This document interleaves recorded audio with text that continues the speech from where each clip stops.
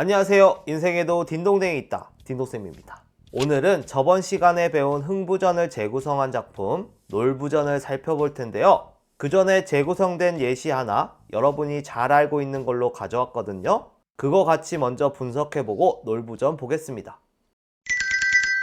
지금 배우는 단원이 재구성 단원이에요. 지금 흥부전, 놀부전을 배우는 게 아니라요. 재구성을 배우는데 그 예시로 흥부전, 놀부전을 보는 거예요. 그러니까 작품 자체도 중요하지만 더 중요한 건 두 개를 비교해보고 분석, 평가해보는 거겠죠? 1학기 때 배웠던 동백꽃 기억나시죠? 느 집엔 이거 없지? 이걸 또 고등 래퍼에서 랩으로 재구성했다네요. 이번엔 여러분 자신있게 평가 내릴 수 있죠? 동백꽃만큼은 여러분도 전문가라고 해도 되니까요. 한번 보고 오시죠. 동백꽃 어린 동백 두 그루 마주 서 있다. 볼수록 나 뜨겁고 황홀한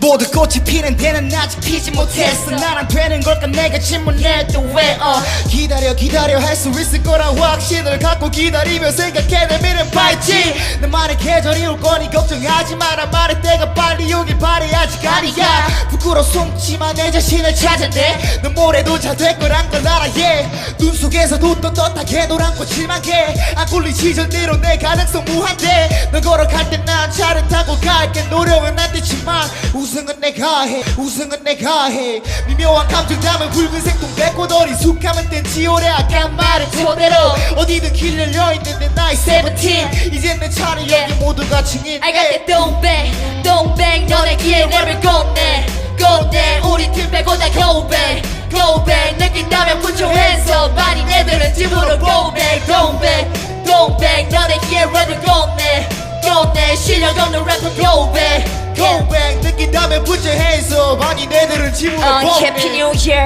난 먹을 시간 없었었고 1분 1초가 돈과 엮여있는 연습 생애 하루하루가 입만 터는 벚꽃 이들과 난 숫자부터 달라 수도크 내 고민의 무게는 꽤나 같이 keep diet 인사성은 기본이지 누굴 봐도 smile 내 꿈은 차가운 겨울에 활짝 펴봐요 내 겸손한 사랑은 식지 않아 I got the 동백 너네 귀에 랩을 건네 우리 팀 빼고 다 go back 느낀다면 put your hands up. 아니 내들은 집으로 go back 동백 너네 귀에 랩을 건네 실력 없는 래퍼 go back 느낀다면 put your hands up. 아니 내들은 집으로 go back 동백꽃 재구성이 맞나 싶죠? 노래가 좋고 나쁘고를 떠나서 일단 연결되는 부분이 없어요. 감자도 안 나오고 닭싸움은커녕 점순이도 안 나와요. 굳이 찾자면 동백 너의 귀에 랩을 꺼었네 여기 한번 나오죠? 그것도 그냥 제목만 가져다 쓴 이 정도 가지고 재구성이라고 할 수 있나요? 본인들이 재구성이라는데 뭐 제3자가 아니라고 할 수는 없겠지만 너무 약해요. 억지로 붙여보자면 어리숙함은 뗀지 오래 미숙한 나와 점순이를 염두에 둔 가사 같죠? 내 나이 17 공통점 하나 찾았나 보네요. 동백꽃 인물들과 동갑인가 봐요. 이거 말고는 없어요. 자신을 꽃으로 비유해서 언젠가는 활짝 피우고 말겠다는 그런 의지를 다지는 것도 굳이 연결하자면 할 수는 있겠네요. 내용도 사랑 얘기가 전혀 아니에요. 난 왜 안 되는 걸까? 성공하고 싶은 두 꿈나무 래퍼가 다른 래퍼들을 깔보고 디스하며 내가 제일 잘 나가 하는 그런 가사예요. 100번 양보해서 동백꽃과의 관련성을 내려놓고 가사 자체로만 봐도 눈에 들어오는 구절이 하나도 없습니다. 라임이 잘 맞는다거나 번뜩이는 표현이 어디 하나 있다거나 없어요. 해피 뉴 이어 난 먹을 시간 없어 떡국? 뭔 소리죠? 아무튼 이 두 사람 어디까지 올라갔는지는 모르겠지만 저는 불합격 드리겠습니다. 농담이고요. 제가 뭐라고 랩을 평가하겠어요? 재구성했다고 하니까 그 관점에서 그냥 본 겁니다. 재구성의 관점에서만 보자면 저의 동백꽃 질 무렵이 훨씬 낫죠? 조금 싸구려의 B급 감성이긴 하지만 확실한 연결성이 보이니깐요. 아닌가? 그럼 이제 교과서로 가겠습니다. 14쪽 놀부전 먼저 읽고 내용 한번 보겠습니다. 옛날에 흥부와 놀부라는 형제가 살았어요. 흥부는 집도 가난하고 일도 잘 못했지요. 매번 놀부를 찾아와 도움만 받았어요. 그러던 어느 날 놀부는 부인에게 이렇게 말했지요. 여보, 이제 흥분의 가족이 찾아오면 절대 도와주지 마시오.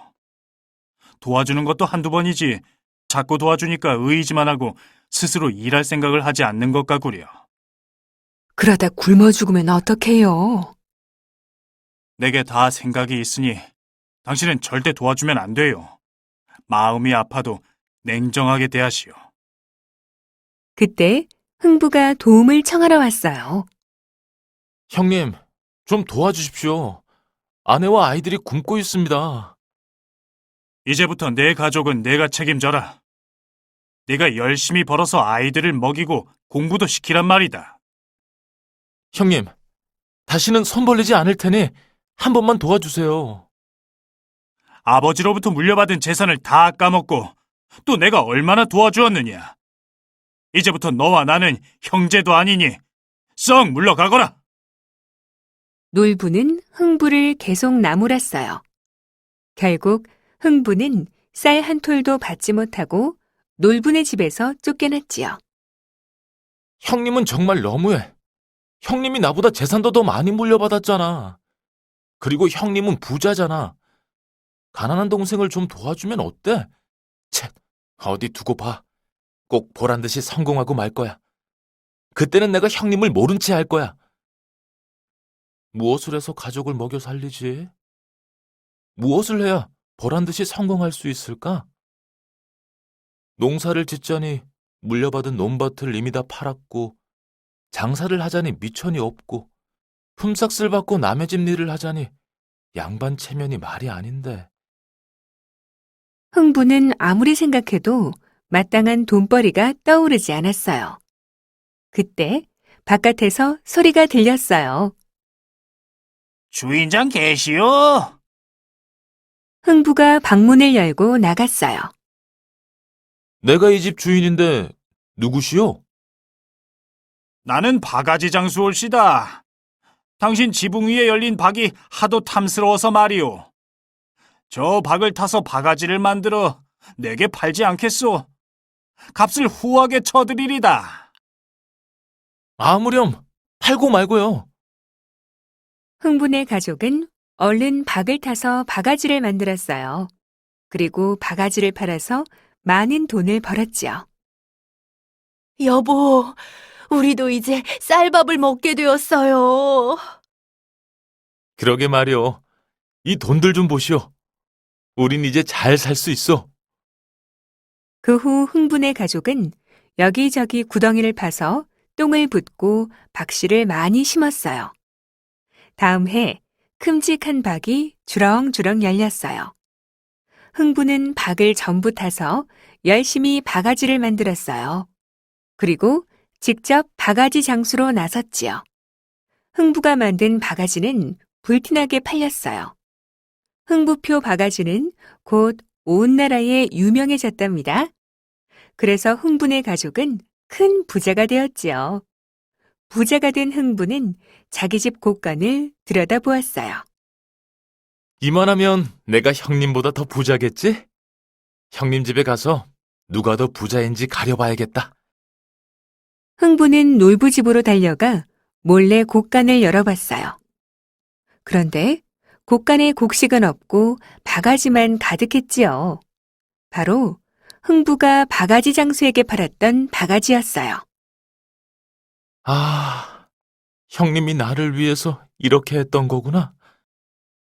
흥부는 그제야 놀부의 마음을 알아차렸어요. 흥부는 방으로 뛰어들어갔어요. 형님, 이 못난 동생을 용서해 주세요.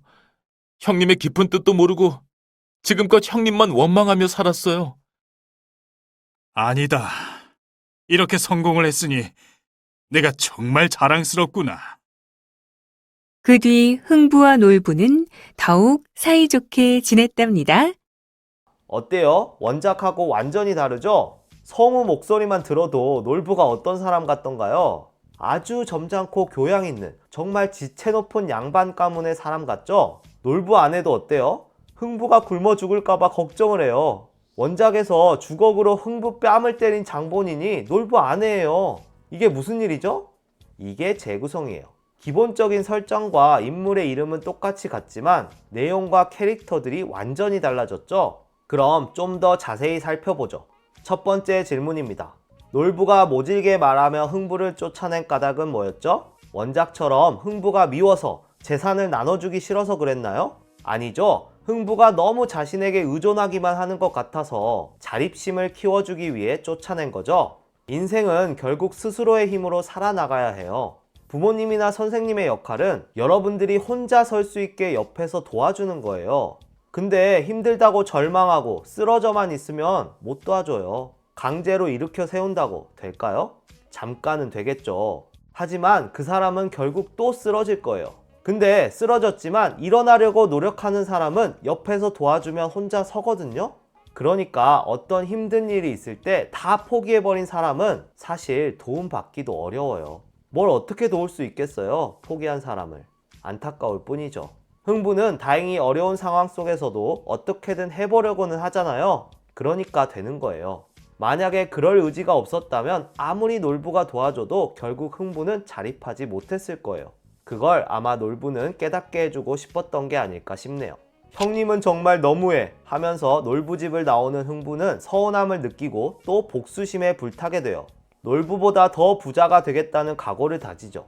놀부가 의도했는지 안 했는지는 모르겠지만 결과적으로 흥부가 열심히 살도록 동기부여가 돼버렸어요. 그래서 이별이 꼭 나쁜 건 아니에요. 인생의 활력소가 되기도 하거든요. 처음엔 슬프고 힘들겠지만 조만간 복수심 비슷한 마음이 들어요. 더 예뻐지고 잘나게 돼서 보란듯이 더 멋지게 더 행복하게 살아 복수할 거라는. 저는 괜찮은 것 같아요. 어차피 이별은 한 거고 그걸 바꿀 수 없다면 내 성장의 자양분으로 삼는 태도, 강한 사람의 태도잖아요. 두 번째, 흥부의 신분과 성격을 알 수 있는 부분은 15쪽 두 번째 줄에 이런 부분이 나와요. 품삯을 받고 남의 집 일을 하자니 양반 체면이 말이 아닌데. 원작에서는 닥치는 대로 품을 팔았었죠. 똥도 푸고 시체도 치우고. 근데 여기서는 체면을 차려요. 자기도 양반이라는 거죠. 아무리 그래도 어떻게 양반이 똥을 만져? 굶어 죽고 말지. 옛날의 양반들은 그랬어요. 양반은 선비라고도 하는데 직업이 공부하는 사람들이에요. 이상하죠? 공부하는 게 직업이라니. 물론 집에 재산이 많으면 과거에 떨어져도 그냥 평생 공부만 하면서 살 수 있는데 그렇지 못한 양반들도 있었겠죠? 그걸 이제 몰락 양반이라고 해요. 못해도 1차 속관을 합격해야 생원이나 진사라는 지위를 얻을 수 있었는데 이것도 결국 성균관에 입학할 수 있는 자격일 뿐이지 무슨 관직은 아니거든요.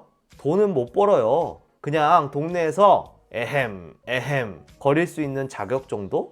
그래도 조선 초에는 힘이 있었죠. 근데 후기로 가면서 돈 많은 평민들, 장사에서 큰 돈 번 상인들이 나오면서 사실상 그 힘을 잃게 됩니다. 심지어는 돈으로 양반이나 관직을 샀어요. 아시죠? 매간 매직. 근데 그런 거래가 몰래 이루어졌을 거라고 생각하지만 실제로는 정부가 나서서 팔기도 했어요. 세금이 부족하니까. 전쟁도 일어나고 돈이 필요해서 마구 팔았어요. 조선 후기쯤 되면 거의 80%가 양반이었다고 그래요. 영의정 아세요? 영의정 얼마면 샀을 것 같아요? 영의정이 10가마면 샀다고 그래요. 너무 싸죠? 얼마나 많이 팔았으면 가격이 그렇게 떨어졌겠어요. 물론 그걸 산다고 해서 진짜 궁에 들어가서 영의정이 되는 건 아닙니다. 그냥 동네에서 에헴거리려고 사는 거예요. 그렇게 전 국민의 양반화가 이루어져요. 여러분들도 다 성씨가 있죠? 그럼 양반이라는 거거든요. 평민들은 성씨가 없어요. 개똥이, 말똥이, 숙자, 말자. 그러면 여러분들 다 양반이었을까요?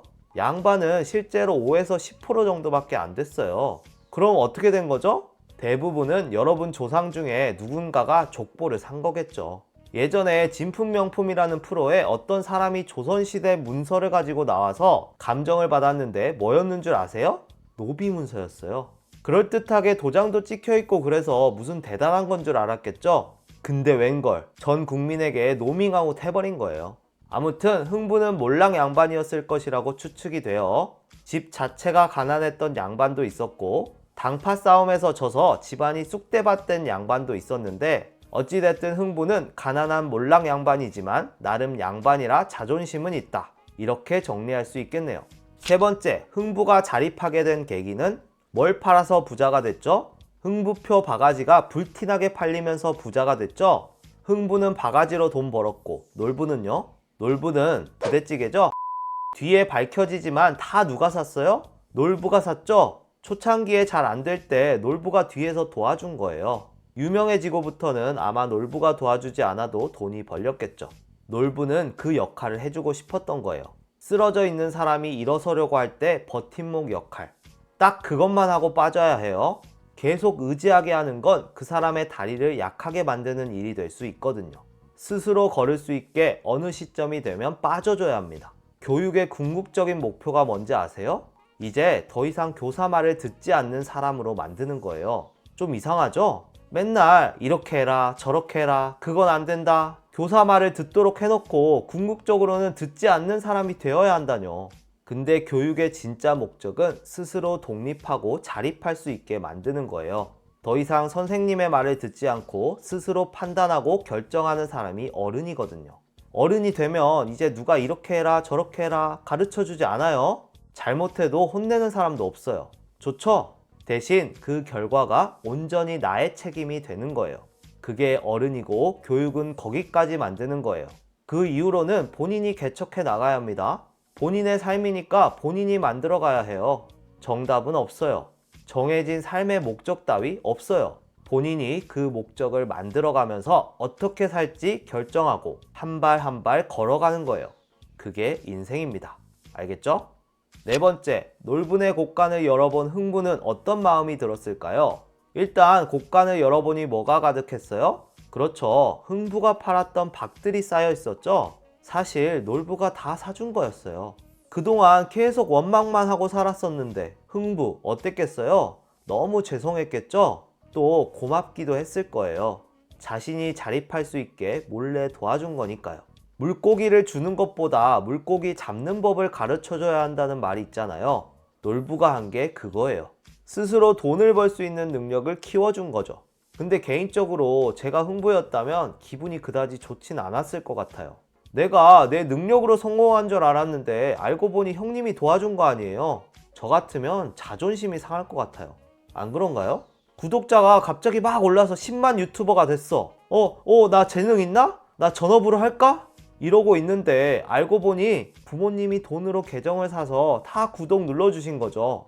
감사하면서도 뭔가 찜찜할 것 같아요. 저 같으면. 아무튼 흥부는 그렇게 자존심이 센 사람은 아니었나 봐요. 바로 형님을 찾아가 죄송하다고 하고 용서를 구합니다. 다섯 번째, 놀부의 마음과 이것으로 알 수 있는 놀부의 성격은 계속 의존만 하는 동생을 걱정하며 큰 그림을 그렸어요. 당시에는 잔인하게 또 매정하게 내쳤지만 그러고서 뒤에서 도와줍니다. 굉장히 사려 깊고 지혜로워요. 배려심 깊죠.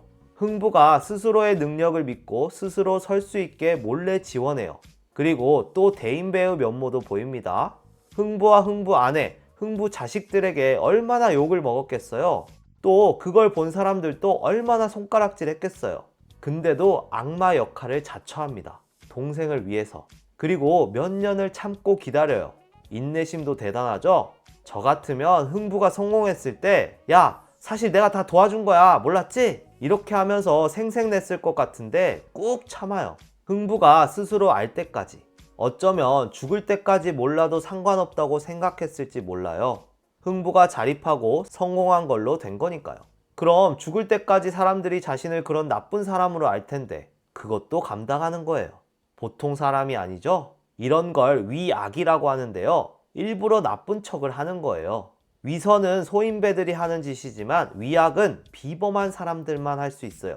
왜 일부러 나쁜 척을 할까요? 뭔가 이유가 있겠죠? 사람은 기본적으로 인정 욕구가 있어서 사람들에게 좋은 사람이라는 인정을 받고 싶어 해요. 그래서 위선을 떨죠.